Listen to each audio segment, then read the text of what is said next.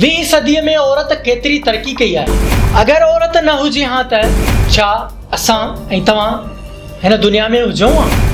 छा सिंध जी औरतुनि खे इनकम सपोर्ट प्रोग्राम जे नाले सां दरबदर ऐं ज़लील न पियो कयो वञे?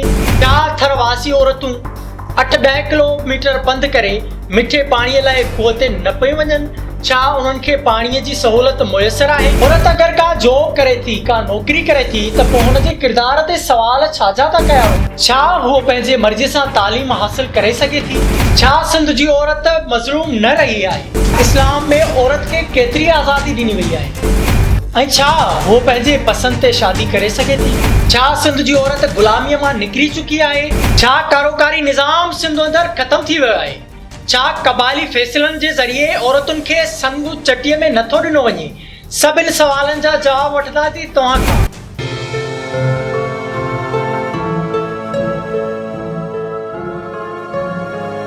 अस्सलाम वालेकुम नाज़रीन, मां आहियां तव्हांजो पंहिंजो फ़हद मुस्तफ़ा जोखियो। प्रोग्राम आहे 8 मार्च औरतुनि जो आलमी ॾींहुं। छा सिंध जा ई औरत केतिरी आज़ाद आहे? इन हवाले सां मुख़्तलिफ़ सियासी समाजी अॻुवाननि सां ॻाल्हि ॿोल कंदासीं। सिंध जी औरत अॻुवाननि खां हुनजो मौक़ो मालूम कंदासीं ऐं सिंध जी औरत सां कहिड़ा मसाइल दरपेश आहिनि। इन हवाले सां मुख़्तलिफ़ सियासी समाजी अॻुवाननि ऐं औरत अॻुवाननि सां राब्तो कंदासीं। पर उन खां पहिरीं 8 मार्च औरतुनि जो आलमी ॾींहुं तौर ते कॾहिं तस्लीम कयो वियो, इन बाबति हिकिड़ी ख़ुसूसी रिपोर्ट ठाही आहे। हलूं था उन रिपोर्ट जी तरफ़। उन खां पोइ तव्हां सभिनी जो मौक़िफ़ पंहिंजे प्रोग्राम में ज़रूरु शामिल कंदासीं। मार्च 1857 ते अमेरिका जे टेक्सटाइल मिलनि में कमु कंदड़ औरतुनि जुलूस कढी मुतालबो कयो त उन्हनि खां 16 कलाकनि बदिरां 10 कलाक कमु वरितो वञे। जॾहिं त 1908 में अमेरिकी औरतुनि वोट ॾियण लाइ उन ॾींहं खे ई औरतुनि जो ॾींहुं करार ॾिनो। 1910 में सोवियत यूनियन जे क्लारा ज़ेड कुन मुतालबो कयो त उन ॾींहं खे आलमी ॾींहं तौरु मल्हायो वञे। 8 मार्च 1911 तारे जर्मनी में ऑस्ट्रेलिया जे बादशाह ख़िलाफ़ औरतुनि मुज़ाहिरो कयो त खेनि वोट सां गॾु बराबरीअ जा हक़ बि ॾिना वञनि। 8 मार्च 1915 में नॉर्वे जे गादी वारे हंधि ओस्लो में औरतुनि पहिरीं आलमी जंग ख़िलाफ़ मुज़ाहिरो कयो। 8 मार्च 1918 में पीटरबर्ग शहर जे औरतुनि रूस जी ज़ार पार्टी जे बादशाह ख़िलाफ़ बग़ावत जो अलम बुलंद कयो ऐं मुतालबो कयो त मानीअ सभिनी खे ॾिनी वञे। 8 मार्च 1948 ते वियतनाम जे औरतुनि अमेरिका ख़िलाफ़ मुज़ाहिरो कयो। अहिड़ी रीति 8 मार्च औरतुनि जो आलमी ॾींहुं बणिजी वियो। गॾियल क़ौमुनि जे इंसानी हक़नि जे चार्टर में इहो ॾींहुं दुनिया जे औरतुनि जो ॾिहाड़ो क़रार ॾिनल आहे। इहो ई सबबु आहे जो सॼी दुनिया में 8 मार्च खे सरकारी ऐं ख़ानगी सतह ते औरतुनि जे ॾिहाड़े तौरु मल्हायो वेंदो आहे। इन नाज़रीन, तव्हांखे ख़बर पइजी वई हूंदी त 8 मार्च जो आगाज़ किथां खां शुरू थियो। हाणे असां मुख़्तलिफ़ सियासी समाजी धुरुनि ऐं औरतुनि अॻुवाननि खां हुन जो मौक़ो मालूम कंदासीं त छा सिंध जा ई औरत केतिरी आज़ाद आहे। इन हवाले सां मुख़्तलिफ़ औरतुनि अॻुवाननि खां मौक़ो मालूम कंदासीं। अचो त हलूं था सिंध जे शऊर तरफ़। सिंध जी औरत अञा आज़ाद न थी आहे, इन करे असां कोशिशि पिया कयूं।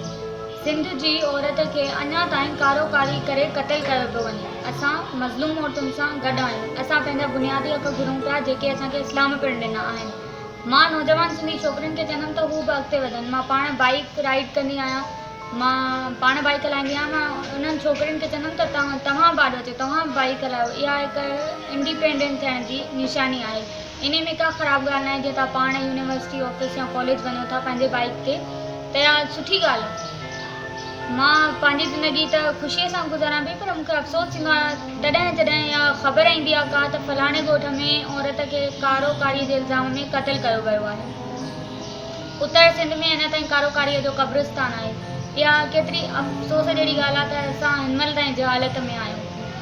इन जे अलावा मां पंहिंजी उमिरि जे छोकिरियुनि खे गुज़ारिश कंदमि त तव्हां आला तालीम हासिल कयो, पंहिंजो मुस्तक़बिल रोशन कयो।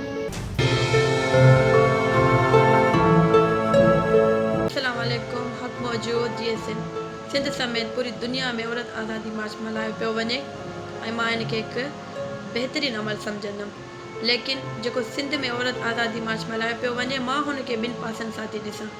हिकु उहो जेको सिंध जे तहज़ीब रीतनि रस्मनि जे ख़िलाफ़ु साज़िश थी सम्झां।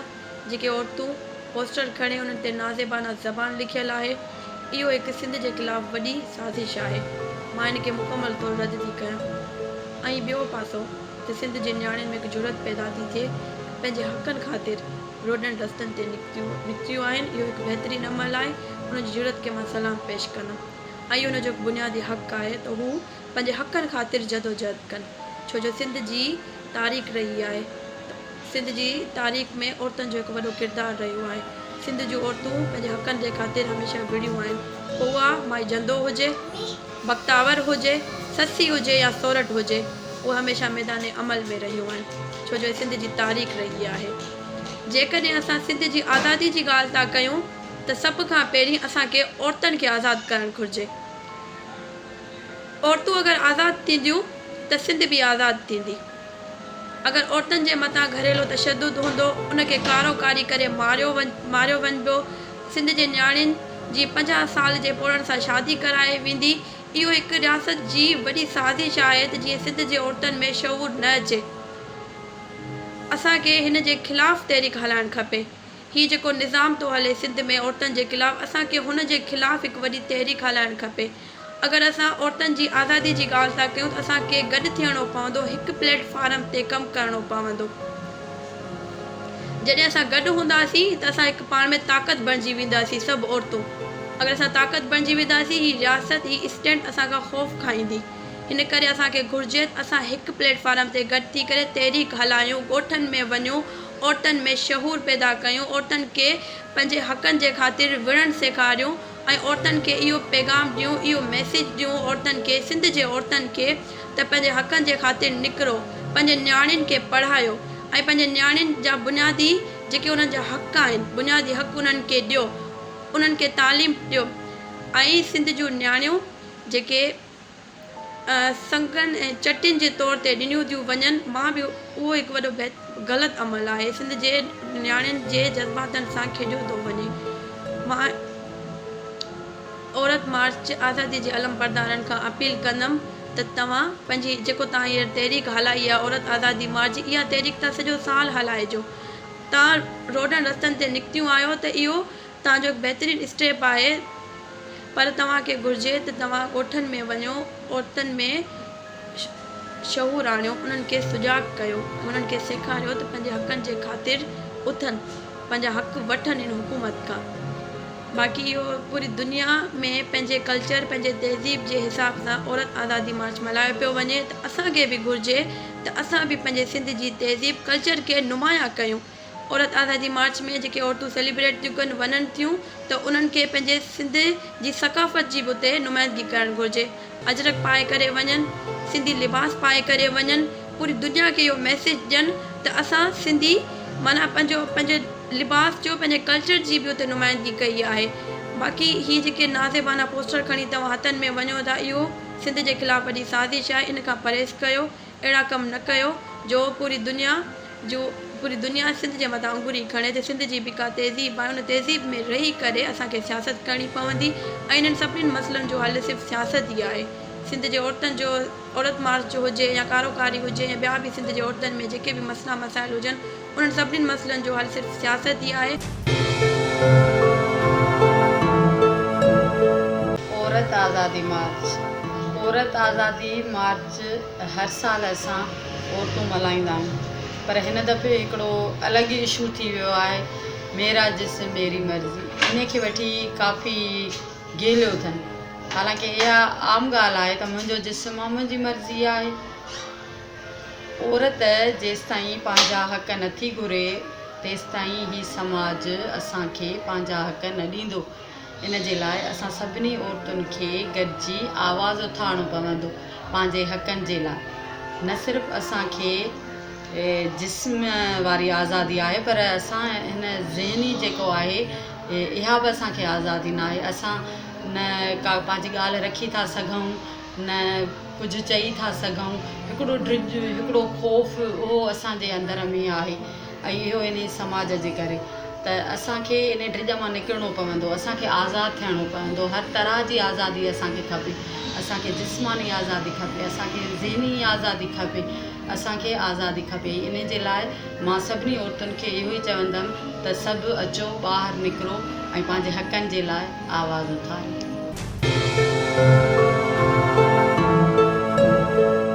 8 मार्च जे हवाले हवाले सां मूंखे ॿुधाईंदी आहियां हला त सिंध जूं औरतूं आज़ादु न आहिनि थियूं।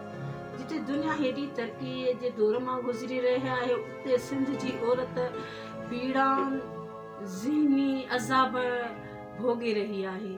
हिते कारोकारीअ जा रोज़ बरोज़ मसइला पिया थियनि। हिते मर्द ॿाहिरां काविड़जी अचे करे भेण खे क़त्ल करे, ज़ाल खे क़त्ल करे ऐं वरी उन कारे खे क़त्ल करे। माना हिन जे नज़र में औरत का आम जानवर आहे जंहिंखे क़त्ल करे ऐं हीअ पंहिंजो बदिलो वठनि ऐं हीअ उन्हनि मर्दनि सां गॾु ऐं पाण खे शान नवारो सम्झनि। सो हिते औरतुनि सां इस्तेसाल पियो थिए। हेॾी तरक़ी याफ़्ता दौर मां गुज़री रही आहे उते असां वटि तालीम न हुअण जे बराबरि आहे। हा, कुझु सिंध जूं औरतूं तालीमी मैदान में नाला कमाया आहिनि पर अक्सरियत 90% अणपढ़ियलनि जी आहे। छो त हीअ हिकु बैन अल-अक़वामी साज़िश आहे त सिंध जे औरतुनि खे, सिंध जे अवाम खे जाहिल रखियो वञे। छो त जेकॾहिं हीअ औरत पढ़ी पई, चवाणी आहे मर्द पढ़ियो फ़र्द पढ़ियो, औरत पढ़ी त पूरो घर पढ़ियो।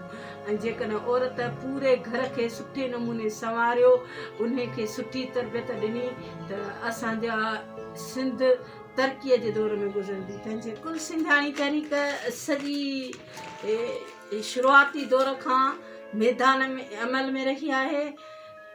वोटनि जी लिस्टूं सिंधीअ में छपाई तहरीक हुजे जंहिंजी अॻुवाणी सिंधियाणी तहरीक जी सदर अदी अख्तर बलोच कई ऐं उतना बुख हड़ताल करे वोटनि जूं लिस्टूं सिंधीअ में छपाए तहरीक खे कामयाबु बणायो।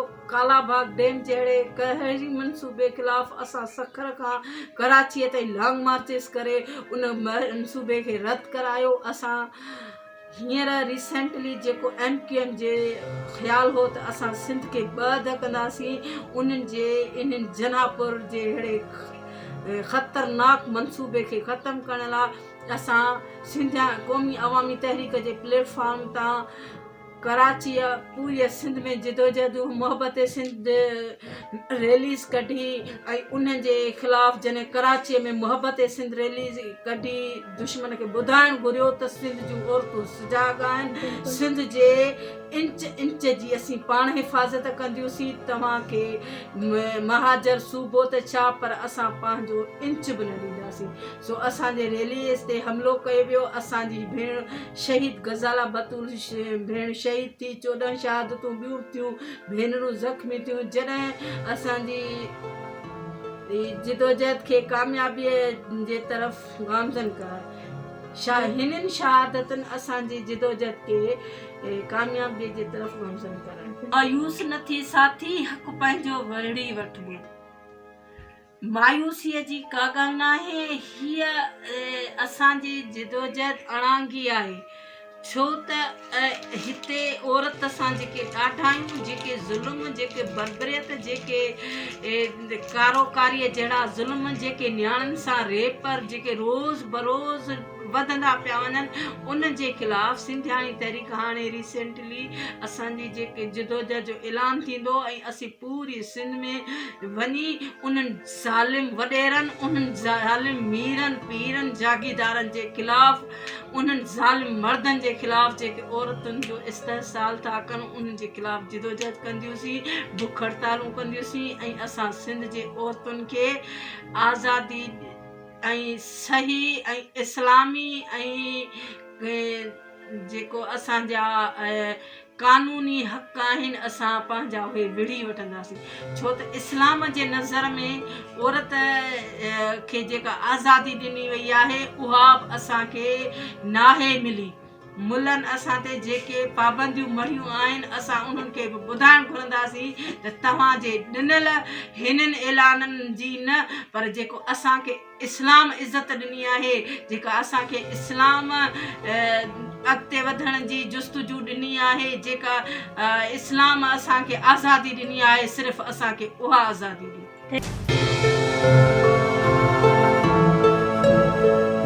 साथियों GSM तमामु घणी महिरबानी तव्हांजी फ़हद। नंढो हिकिड़ो मिसाल आहे त असांजे घर में असांजी वालदा, असांजी भेण, असांजी भाइटी, असांजी भाणेजी या असांजी वाइफ अगरि बीमार थिए थी त असांजो तमामु घणो फोकस इहो रहंदो आहे त असां अहिड़ी क्लिनिक ते वञूं जिते लेडीज़ डॉक्टर हुजे ऐं अहिड़ी हॉस्पिटल में वञूं जिते लेडीज़ डॉक्टर असांखे मिले। असां ईअं कंदा आहियूं त हाणे उहा लेडीज़ डॉक्टर जेकी आहे त ॼाए ॼम खां त न थी,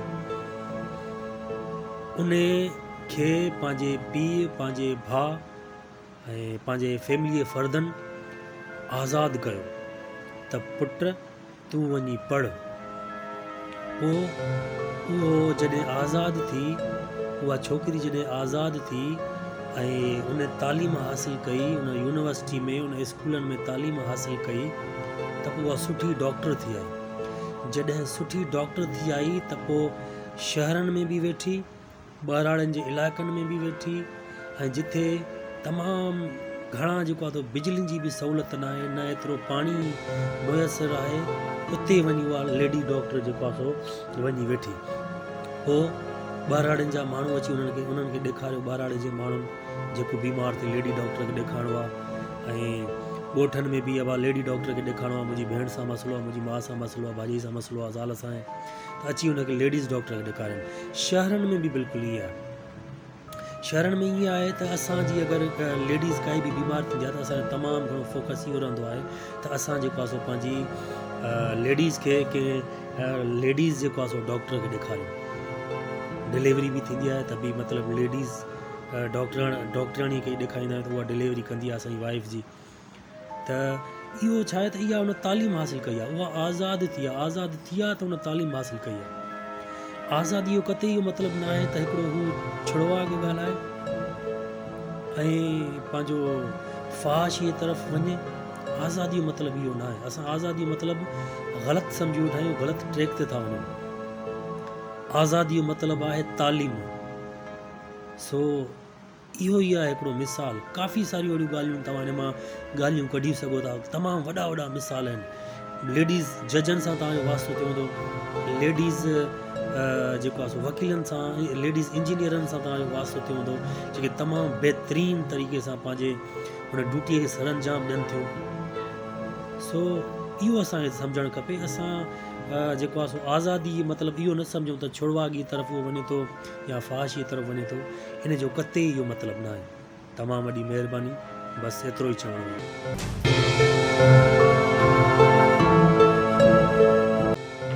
साथियो, जीअं त औरत जे आज़ादी ऐं औरत जो आलमी ॾींहुं सखर में जेको 8 मार्च ते मल्हायो वञे पियो, पूरी दुनिया में जेको औरतुनि जो आलमी ॾींहुं मल्हायो वेंदो आहे, उन बाबति असांजो चवणु आहे त छा औरत आज़ादु आहे? छा असां वटि औरत ग़ुलामी जे वर नाहे चढ़ियल? सॼी सिंध अंदरि औरत जेका आहे उहा ग़ुलामाणी ज़िंदगी गुज़ारे थी। ऐं जेको ई नौजवान आहिनि, कुझु माण्हू जेके उनजी मुखालफ़त कनि था त औरत कहिड़ी आज़ादी घुरे थी, ऐं उनखे सिर्फ़ु ऐं सिर्फ़ु औरत खे हिकु वारे वे में ॾिठो वञे थो। आउं चवां थो त इहा वाहिद औरत आहे, हिकु काइनात बणाई आहे। हीअ जेका काइनात आहे इहा पूरी दुनिया जो तसवर आहे। तंहिं करे उन औरत खे कॾहिं बि ग़लति वे में न ॾिठो वञे। उहा औरत तव्हांजे माउ जे रिश्ते में आहे, तव्हांजे भेण जे रिश्ते में आहे, तव्हांजे धीअ जे रिश्ते में आहे। ऐं हिकु वाहिद रिश्तो हिकु औरत जे लाइ तव्हांखे जेको ॾिनो वियो आहे उहो ज़ाल जो रिश्तो आहे। तंहिं करे ज़ाल खे ॾिसी करे हर औरत खे सिर्फ़ु ज़ाल वारी नज़र सां न ॾिठो वञे, छो त उहा ज़ाल बि तव्हांखे उन करे ॾिनी वई आहे त तव्हां हिकिड़ी नई इंसानियत जो जनम पैदा कंदो। औरत ऐं मर्द मिली करे हिकु नओं जनम पैदा कंदा। तंहिं करे औरत खे आज़ादी न हूंदी त तव्हांजो समाज कॾहिं बि आज़ादु नथो थी सघे। औरत जी आज़ादी तव्हांजे मुआशिरे जी आज़ादी आहे, तव्हांजे ज़िंदगियुनि जी आज़ादी आहे। ऐं तव्हां हिकु नई सिंध ॾींदो। तव्हां जेकॾहिं सिंध खे आज़ादी ॾियो, पर सिंध जे आज़ादी में उहे एजेंडा हुजणु खपनि सिंध जी औरत जी आज़ादी में त असांखे तइलीम बराबरि जी ॾियो, असांखे नौकरियूं बराबरि जी ॾियो, संग चटी न ॾिना वञनि, औरत खे तइलीम याफ़्ता कजे ऐं उन्हनि खे उन्हनि जी मर्ज़ी मुताबिक़ शादी करणु ॾियो। जेकॾहिं तव्हां मर्ज़ी मुताबिक़ शादी करणु नथा ॾियो त उहो ज़ना में शुमार थिए थो। नबी पाक सल्लल्लाहु अलैहि वसल्लम जन बि पंहिंजी न्याणी खां पुछियो हुयो। तंहिं करे नबी पाक सल्लल्लाहु अलैहि वसल्लम जी हदीस बि आहे त औरत न्याणी जी शादी पंहिंजी मर्ज़ी मुताबिक़ करायो। पर असांजे सिंध में वॾी बदकिस्मती उहा आहे त जेके नबी सल्लल्लाहु अलैहि वसल्लम जी पैरवी कंदड़ आहिनि उहे ई औरत जे ख़िलाफ़ आहिनि। तंहिं करे औरत जी आज़ादी में छुड़वागी न हुजे। आज़ादी जो नारो इहो हुजणु खपे त मुंहिंजी ज़िंदगी मुंहिंजी मर्ज़ी, मेरा जिस्म मेरी मर्ज़ी जो हिकिड़ो ग़लति तासुर वञे थो। तंहिं करे असीं हुन नारे जे बि ख़िलाफ़ आहियूं। तंहिं करे मुंहिंजी ज़िंदगी मुंहिंजी मर्ज़ी मुताबिक़ गुज़रणु खपे। उन नारे जी असां हिमायत कंदासीं। सिंध जे अंदरि अॼु बि औरत ग़ुलाम बणियल आहे।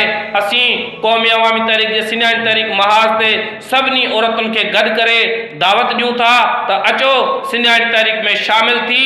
ऐं हे सिर्फ़ु अॼु जी आज़ादी न आहे, 70 जे दौर खां वठी सिंधियाणी तहरीक पंहिंजे हक़नि जे लाइ पंहिंजो दिफ़ा करे पई ऐं उहो जंग में विड़े पई, जंहिंमें मुमताज़ निज़ामाणी, हुरुल निसाब पलीजो, नायाब सरकश ऐं अहिड़ियूं केतिरियूं ज़ाहिदा शेख, अहिड़ियूं केतिरियूं जी ज़रीना बलोच, जंहिं पंहिंजी सॼी ज़िंदगी पंहिंजे औरतुनि खे पंहिंजे आवाज़ मां, पंहिंजी शाइरी मां, पंहिंजे अमली जिदोजहद मां हिकिड़ो वॾो उत्साह ॾिनो आहे। तंहिं करे अचो त उन्हनि सिंधियाणी तहरीक जे नक्शे क़दम ते हली पंहिंजे औरतुनि जा आवाज़ बुलंद कयूं।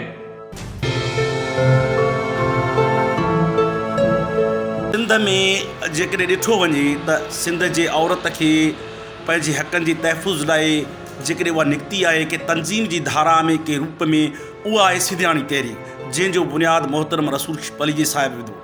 उहा ई सिंधियाणी तहरीक जे वनी टोड़ियो तहरीक में पंहिंजो हारावल दस्ते जो किरदारु अदा कयो।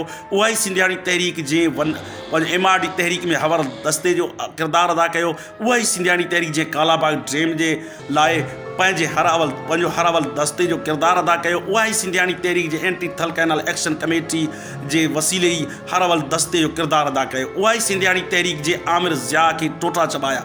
उहा ई सिंधियाणी तहरीक हुई आहे ऐं जंहिं आमिर मुशरफ जे दौर में अदलिया जे हक़नि जे लाइ, अदलिया जी आज़ादी लाइ हारावल दस्ते जो किरदारु अदा कयो। उहा ई सिंधियाणी तहरीक आहे जेका अॼु बि तव्हां ॾिसंदा मोहतरम अयालती पलीजो जी रहनुमाई ऐं अॻुवाणी में सिंध जे हक़नि जे लाइ हर जॻह ते वाइण वसदी ऐं पंहिंजे वसां ऐं हर हाल सारू मैदान अमल में आहे।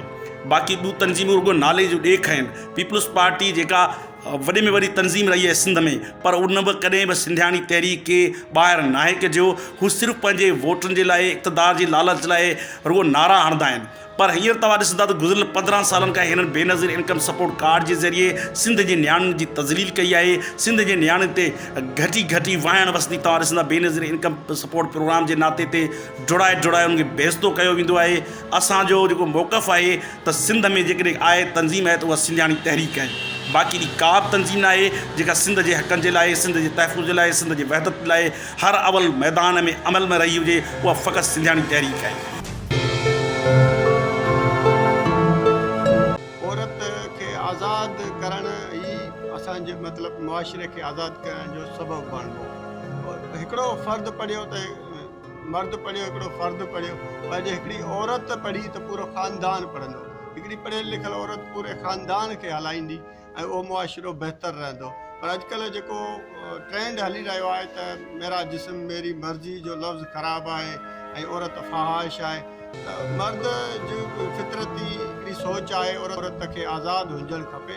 औरत फ़ैसिला साज़ी में आज़ादु हुजे, औरत खे ख़ानदानी जाइदाद मां हिसो मिलणु खपे, औरत खे पंहिंजे शादीअ जो पूरो हक़ हासिलु हुजे ऐं औरत खे ॿियनि बि मामलनि में पंहिंजे बराबरी जा हक़, मिसाल तौरु घर में कमु करणु उजरत या वरी ऑफिस में कमु करण वारी उजरत हुनखे बराबरि मर्दनि जेतिरी मिलणी।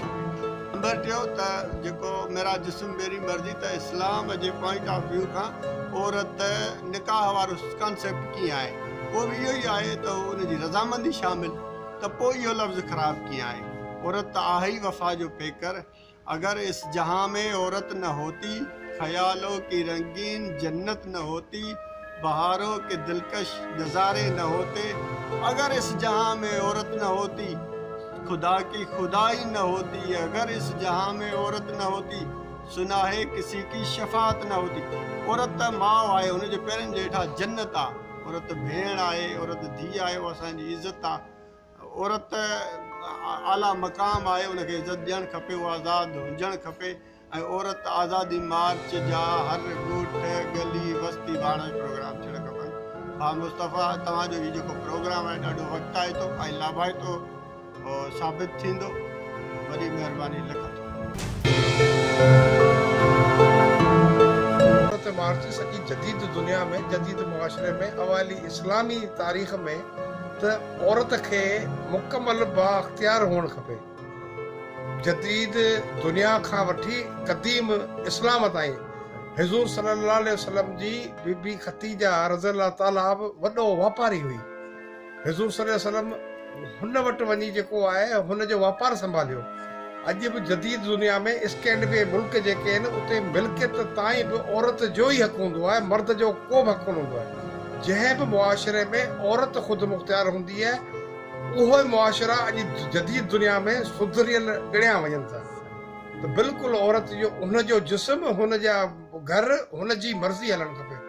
इहो त कोन्हे हुनजो जिस्म हुनजो घर मर्ज़ी ॿिए जी हले, इहो त गैर अख़लाक़ी शइ आहे। बाक़ी जेके माण्हू जिद्दत पसंदि कोन्हे, जेके 1920 में रहनि था, मुला मुफ़्ती फलाणा जिन जी दुकानदारी आहे, उन्हनि खे लाज़मी तकलीफ़ थिए थी। ऐं ॿियो वरी ॿिए रूप में जेके वॾा कॉमरेड, वॾा महान माण्हू अंदर में इब्लीस, उहे बि त अहिड़ा ई माण्हू हूंदा आहिनि न। बाक़ी जेको आहे औरत खे मुकमल बाख्तियार हुअणु खपे। ऐं माउ हुजे, धीउ हुजे, ज़ाल हुजे, बिल्कुलु उन्हनि खे बाख्तियार हुअणु खपे। त उन सां ई असांजो मुआशरो सुधरी सघे थो। ॿारहाड़ जी औरत मर्द खां वधीक महिनत करे थी, सॼो घर संभाले थी, माल वझो लाबारो जेको फसल आहे उहो सभु उन जे हवाले हूंदो आहे। अञा बि दरमियाने तबिके वाला वीचारियूं जेको वेठियूं हूंदियूं न, वॾे घरनि में, नंढनि घरनि में, ॿई पासे औरतूं ख़ुदि मुख़्तियार आहिनि। अच्छा, तलाक जो सिस्टम बि दुनिया में कोन हो। हिंदुनि में तलाक थिए कोन थी। राति जो माण्हू शादी करे न, सुबुह जो माण्हू राति जो मरी वञे त सुबुह खां पोइ हुनजी शादी कोन थींदी। विधवा विवाह न आहे। ईसाई मज़हब में तलाक थींदी न आहे। पोइ छा कंदा हुआ, ज़ाल पहिरीं खे फांसी ॾींदा हुआ, या क़तल कराईंदा हुआ, या पैसा ॾींदा हुआ। शादी ॿिए सां करणी आहे त पहिरीं कबो। हेनरी अठों हो, तंहिं एलिज़ाबेथ जी माउ एन बोलेन खे इन इल्ज़ाम हेठि क़तल करायो त मुंहिंजी तोहीन कई अथसि। पोइ हुन ते केस हलियो, पोइ हुनखे क़तल कयो त इन शादी कई। इहो पहिरियों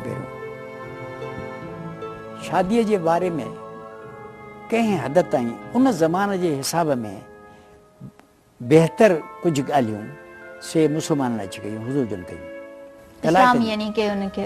ऐं शादीअ जो हक़ जेको हींअर गज़ब थियल आहे, ऐं असांजा उलमा इकराम कितमानुल हक़ कयो, चुप कयो, ॾाढा अशराव थियो, हीअं कयो, वेठा ॼण ख़बर ई कान्हे त हीअ जो कंध में जॾहिं हीअ शादी थिए थी, इहा ज़िना जे बराबरि आहे। सही। अगेंस्ट द विल जेका अलाह साईं ख़बर कान्हे थी, छोकिरी राज़ पे सां शादी बि करे, अलाह साईं ख़बर ई कान्हे हूंदीसि न। त हू जेके उते साम्हूं वेठा आहिनि मोतबर जो हीअं करे वेठा आहिनि, ख़बर न आहे त छोकिरीअ सां ज़ुल्म करे ज़बरदस्ती हिन जे ख़िलाफ़ु शादी पिया कनि। ऐं अहिड़ियूं परसेंटेज शादियूं असां जेके सभु आहियूं, जे घणियुनि राज़पे वारे शादियुनि जो औलाद आहियूं या न आहियूं। जे न आहियूं त पोइ असांजी हैसियत कानूनी छा आहे ऐं शरई छा आहे।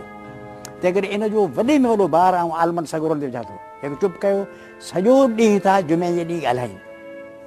हिन ॻाल्हि जो ज़िक्र आहे जो अखियुनि ॾिठो रोज़ औरत ग़ुलाम पई थिए, विकिजे पई, कूड़ी शादी बि थिए, कूड़ी शादी।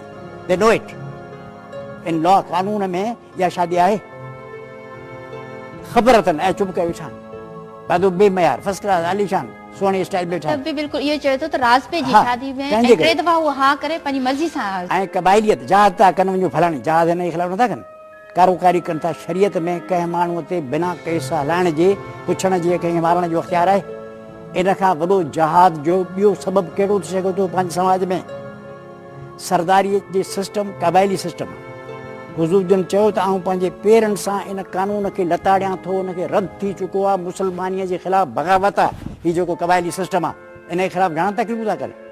कश्मीर में, जेकबाद में, इन्हनि इलाइक़नि में घणा आलम सगुरान जे जुमे ॾींहुं चवंदा त बाबा हीअ इस्लाम जे ख़िलाफ़ु ॻाल्हि आहे जेकी तव्हीं करियो पिया, ऐं हीअ शादियूं जाइज़ न आहिनि, ज़िना आहिनि। केरु थो ॻाल्हाए? तंहिं करे हे काला कूलू जेके आलिम पिया कनि, इहे ज़बानी ॻाल्हियूं अखरां दे विच जो ई अड़िया इश्क दी चाढ़ी मूड चढ़िया ऐं औरत जे उरूज जो दौरु अचे पियो। हींअर औरत ताक़त में अचण वारी आहे, इज़त हासिलु कंदी। हे ॻाल्हियूं उन्हनि पंडितनि ऐं मोलण वारियूं उते ई हूंदियूं ऐं इहे पंहिंजा हक़ लिकाईंदा ऐं कूड़ा कंदा रहंदा ऐं नओं दौरु अचे पियो। इनशाला हिन में दौर में औरत सभिनी जी अॻुवाणी कंदी। घटि में घटि ईंदड़ 200 सालनि ताईं अॻूणियुनि ॻाल्हियुनि जी तलाफ़ीअ लाइ सियासत ऐं ॿियनि समल में शोबनि में औरत जी अॻुवाणी न थींदी त हीउ इंसान ज़ात एटम हणी हिकु ॿिए खे। जीअं नाज़रीन तव्हां यकीनन मौक़ूफ़ ॿुधो हूंदो सियासी समाजी अॻुवाणनि औरत अॻुवाणनि जो, त हुननि जो छा चवणु हुयो औरत जे हवाले सां। जिन दोस्तनि हीउ प्रोग्राम ॾिठो आहे उन्हनि खे गुज़ारिश आहे त असांजो चैनल बंभोर TV न्यूज़ सब्सक्राइब कंदा ऐं शेयर करणु न विसारींदा। फ़हद मुस्तफ़ा खे ॾींदा इजाज़त। वरी कंहिं ॿिए टॉपिक सां गॾु तव्हां सां गॾु हूंदासीं। अल्लाह हाफ़िज़।